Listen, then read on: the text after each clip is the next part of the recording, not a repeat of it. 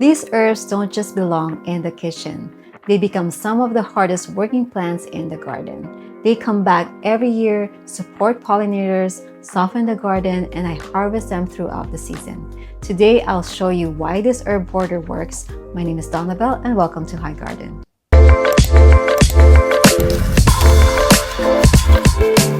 Welcome to our series called Why It Works, where we look beyond what you see in the garden to understand the decisions behind it. Healthy gardens rarely happen by accident. Whether it's a productive bed, a thriving container, or a successful harvest, there's usually a reason it's working. If you enjoy learning not just what works, but why it works, be sure to check out the playlist. And for today's episode, why this herb border works. Throughout the garden, you'll find these perennial herbs used as border plants. The first is sage. Sage is one of my favorite culinary herbs. I love its aroma, I use it in tea, and I always like having it close to the kitchen. The second one is hyssop. It's one of my favorite herbs for tea.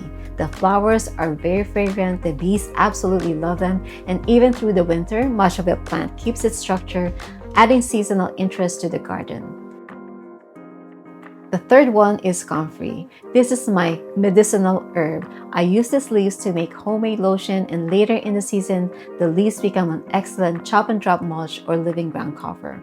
Although each one serves different purpose, they all share the same qualities that make them excellent border plants. Why this herb border works? They come back every year. One of the biggest reasons I use these herbs is because they're perennial in my growing zone.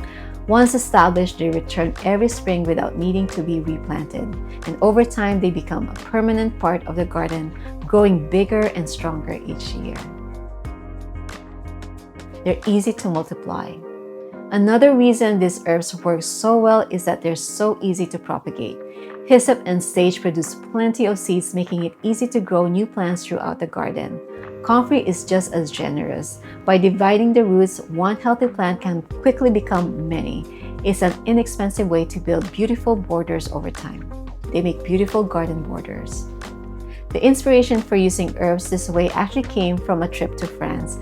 One of the gardens we visited has a beautiful border made entirely of rosemary. It was about 3 feet tall and framed the garden beautifully. Unfortunately, rosemary isn't hard enough to survive in our winter here, so I started asking myself, what herbs can I grow in my zone that would create the same feeling?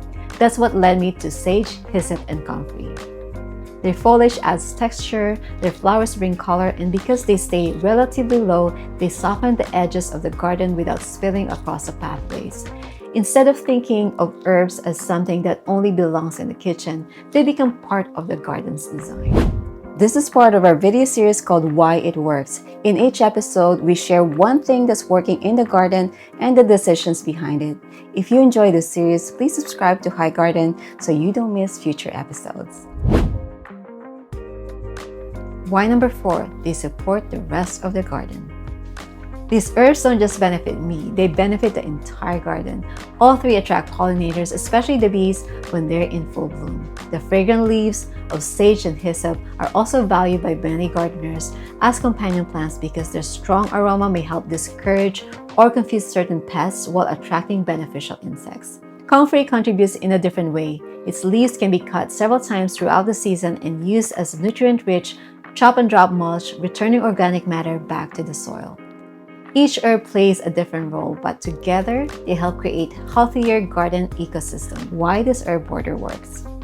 These herbs come back every year, they're easy to multiply, they create beautiful borders throughout the garden, and they support the rest of the garden while asking very little in return. Once they're established, I rarely need to water them because they're growing directly in the ground. Other than harvesting and occasional trim to keep them looking their best, they're remarkably low maintenance. In fact, they've already inspired my next experiment. Next year, I'd like to try using bunching onions as another edible border plant.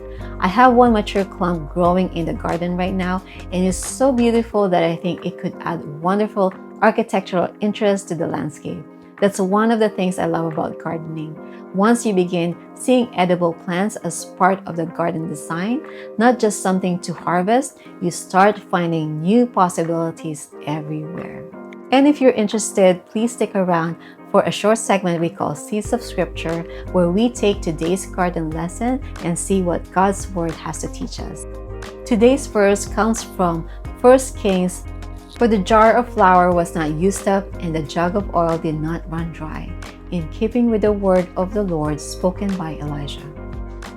God spoke these words during a famine. A widow had only a handful of flour and a little oil left, yet God miraculously provided so that it never ran out. When I read the scriptures, my eyes are always looking for kingdom principles that I can apply in the garden. And this is the perfect example of how God provides for many of us. We simply provide the right conditions, and then God does the rest. In my own garden, I try to apply this principle. I choose crops that multiply on their own, and I look for gardening principles that make my work significantly easier over time. Like the widow's jar of flour and oil, the garden often starts with just a little, but in God's hands, it continues to provide. It reminds me of the baskets of leftover after Jesus fed the 5,000. It's the same God, the same principle of His faithful provision. Friends, the Bible is the living Word of God. It never fails to teach us or gives us wisdom. If you're not already reading it, I invite you to discover the most incredible and the best-selling book of all time. Thank you so much for watching, and I'll see you in the garden.